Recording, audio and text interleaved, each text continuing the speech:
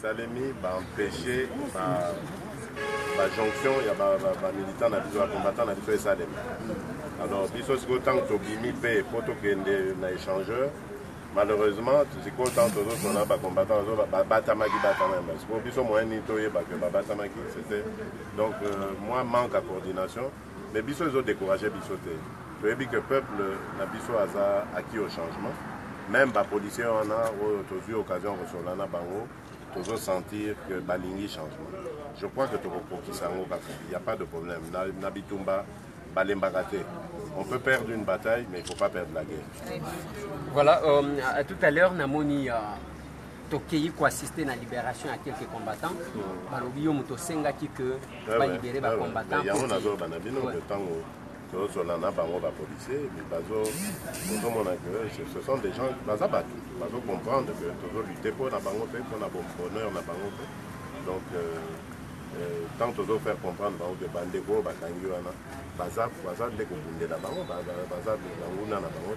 directement, ils sont réceptifs. Avec déploiement, est-ce que aux hommes on a dit ce qui est objectif à faire partir Kabila au plus tard le 31 décembre de cette année, donc dans quelques jours, est-ce qu'il est possible? Mais les locaux, ça les marque 100 fois et beaucoup qui s'amatent. Donc, biso tozan a foi, nous devons continuer. Ce que ça a imité, c'est que nous avons décidé de continuer, même après le 31. Biso objectif dans le Kabila à l'Oua. C'est ça. Voilà, moi, Mboka Félix Tshisekedi, depuis un certain temps, c'est l'appel à l'unité de l'opposition. Absolument. Total Abino Boye, Nasima ya Pasinayo, Pasinanga, photo poids, porte Fongwami, Félix Tshisekedi, Mbusa Nyamwisi, Vital Kamerhe, Moïse Katumbi, Dr Mungana pour les médecins, les amis. Bozo Zongela, et Loko Wana Oyo ya Pasinanga, Pasinayo, et Zoate, tous amis. Mais nga na répondre na motuna soki nga na lobi Kabila il faut akenda na okinde ko mususu ya parti mususu Vital Kamerhe to lobi Jean-Jacques Mbungani, Jacques Bungwana, Moïse Katumbi balobi fait la même chose. Pourquoi on a rejeté ça? Parce que c'est ça le point de jonction on a biso eloko ezokuta misa biso lelo toza d'accord biso nyonso ke moto azoboma mboko eza Kabila il faut akenda. Alors ntango ndeko azoloba ndenge wana pourquoi nga na rejeté au nom de quoi? Parce que na passé azalaki buzoba non na buzoba ne ya passé c'est le peuple qui va jouer nga naza acteur lokola ye tokobengana nanu Kabila toke na compétition oyo babengi élection. À ce moment-là, le peuple a fait mais pour le moment, l'objectif d'un peu d'aller Tobengana Kabila. Mais moi, je Félix, Moutou, Azam toi Sikate, Batubaye, et Kosala à peu près Makambwelika Kana Est et Mboka. Basoda Bateko Bunda, Baebi ke Munguna en face. Nous avons infiltré Bango, Batumiso, Bayotika Massasi Bandiko, Beta Bango Nazima. Nous avons testé. Oui, mais c'est que les côtés qu'on localise, qu'on fragilise, et qu'est-ce qui vous rassure de la sincérité? Il y a unité. Justement, Tozan a besoin, il y a certificat, il y a sincérité, il y a combien ça va pas du certificat, sincérité. Les lots, peuple Nabiso, a yébi et l'okonini à Lini. Confusion est assoutée. Peuple Nabiso a yébi que Kabila, Joseph, Nde Moutouaza, Kobourma Mboko, yé na régime naï. Moutoutou a kokene na sens wana a kozala na même diapason na peuple. Oyo a kotrahi peuple a kozwa. C'est pas parce que bandeko baye vers nous pe ba ceux qui va trahir lobby que biso to na faute. Il y a faute na biso que biso to continuer boulot na biso. Combat na biso. Ba o baye, ceux qui baye pour na blanchisserie, ba kanisi que ba kozwa crédibilité bon si manayango ba ko que no trahir, ba ko perdre parce que le peuple na biso a yebi elokoniya. Alingi changement. Donc pour nous, il y a perte attente aux salons. Moutou oyaye, ce cas sincère, donc gagné. Ce cas sincère est allié. Hier, mon comme tu as remis dans la situation difficile pour peuple la nation de l'economie mûr et comprendre ce qu'est l'economie. Moi, je Félix Tshisekedi, honoré Rwanda, si maya ko taxé batou, des collabos, accompagnateurs, ya Rwandais, tout ce que vous voulez, ainsi de suite, avec son parti. à Parico, Lelo a lancé appel à l'unité. Quelle est votre réaction à ces discours de Honoré Ngoma? Mais idem pour Naï, ceux qui ont fini à Biso, collabo, traite, et que Azongeli, Sikoyo, bon sens, à Monique, à Zagin erreur. Mais il n'y a pas de problème. Mais tous les Sénégalais pour rejoindre le Biso. Bon, Biso, tu es place à Zarate. Biso, tu es à combat, tu es dans Sama, il faut une place à Zarate. Donc, Atika, Makamazaro, ça là, c'est bien. Maintenant, il y a pour rejoindre le Biso. Tu as Yambaye, Peka, Ganenge, tu as Yambi, Bandéonion, Vital, là, il n'y a pas de problème. Mais Aya, Kinshasa, le lieu, il n'y a pas de problème. Voilà. Avant tout ça, parce que Nazo Mona Kozana Makambobele à Kosala, Félix Tshisekedi, il faut passer la marche, il faut passer.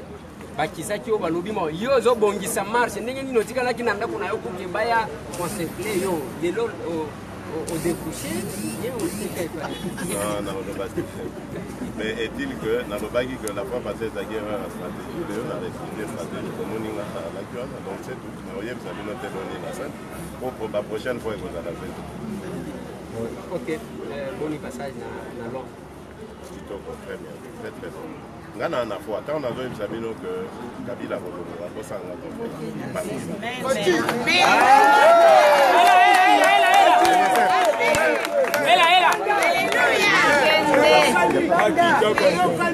voilà, les lots aux les 19. Prochain tour. Est-ce que manifestation les alliés, c'est oui, les accords? Non, mais pas quand, parce qu'il faut bomber ça. Au moment de l'eau, il faut avouer quand même que pêcher moi mon gain en mobilisation. Bon, je regrette, en tout cas, il y a des choses à dire. Les amis, il y a des choses qu'on peut marcher. Donc, c'est vrai, pour les perturber, c'est vrai que le déploiement policier est à la casse et tout ça. Mais, vous avez quand même la stratégie qui a contourné Bilogwana et fonctionné. Ce n'est pas grave, on perd une bataille, on ne perd pas la guerre. Donc, nous devons continuer, les guerres pour gagner. Au moment où il y a une stratégie, Bandeko Basalaki Ozaki na Mobembo, va improviser marche, va Ketina palais du peuple. Stratégie wana, est-ce que vous voulez pour capitaliser? Bon, ce n'était pas vraiment la marche qui était importante. Il y a qui est important, il y a un message au bataille pour apporter sensibilisation à la Salaki et je trouve que ça est très bien parce que la loi électorale, surtout les Cambo et Tali machine à tricher dans la loi, il faut que les messages. Il faut qu'il y ait une élection dans le Rwanda. Parce que les résultats au Bango Balingi. Et là, on est Bango Balingi. Balingi, il y a une élection dans la machine, il y a plus de 3/5e sièges dans le Parlement. Comme ça, tant que dans le 3/5e mois, on va traîner ces élections présidentielles, on va changer la constitution pour que nous ayons pour comprendre la stratégie de la les bisous pour barrer la camion en chassant la Kabila. Parce que d'autres sont gagner, il faut que nous soyons et c'est ça qu'il faut faire. Objectif, Nabiso, Kabila, à dégage. Aux présidents, il y a Rassop. Il y a mon dans la province selon le rapport aux Anna. Bon, jusque-là, tu as vu 2 rapports. Boujima et Nagoma, malgré le fait que Kabila a Goma, mais Goma est bougé. Donc vraiment, on a félicité Bandeko Goma, on a félicité Bandeko Boujima et même Tori de Babanza qui parle. Donc je crois que le peuple, les alliés messages, Bandeko Nabiso à Goma, Boujima, il y a moyen de se prendre en charge. Poser la tête à Kabiso, les leaders, il y a un ici, des combattants, mais tant qu'on a les Kawana, aux agues à votre bataille, non. On a envoyé battre au bataille.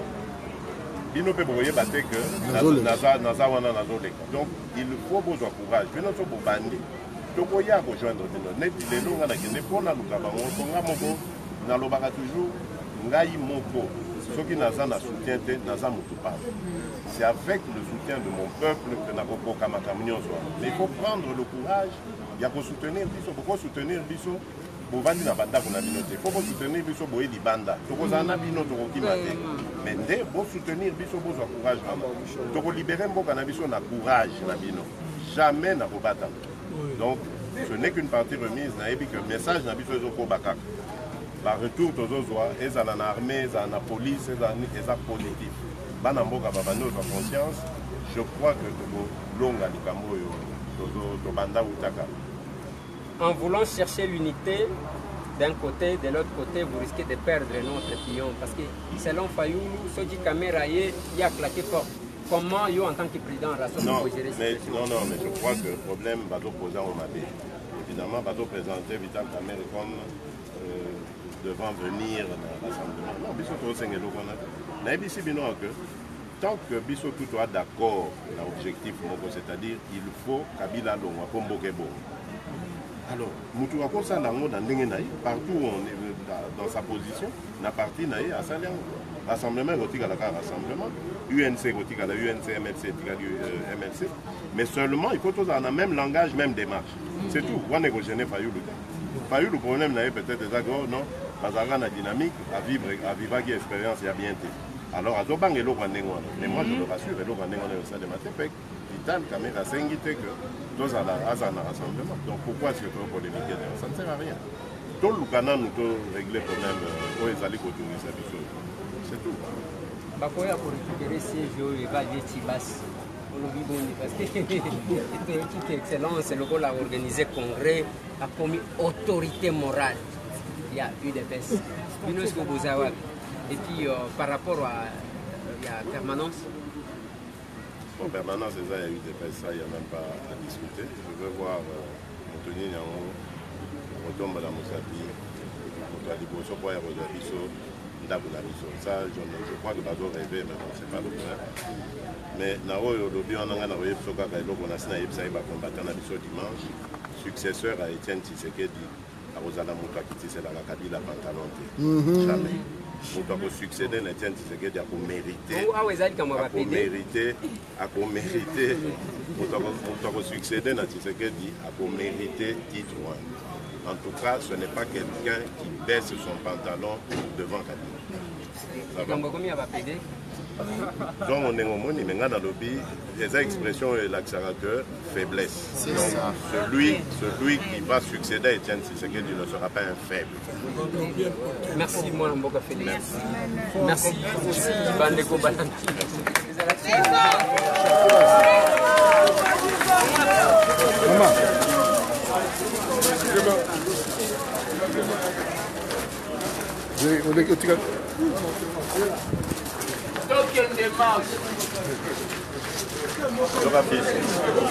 Où est-ce qu'il est?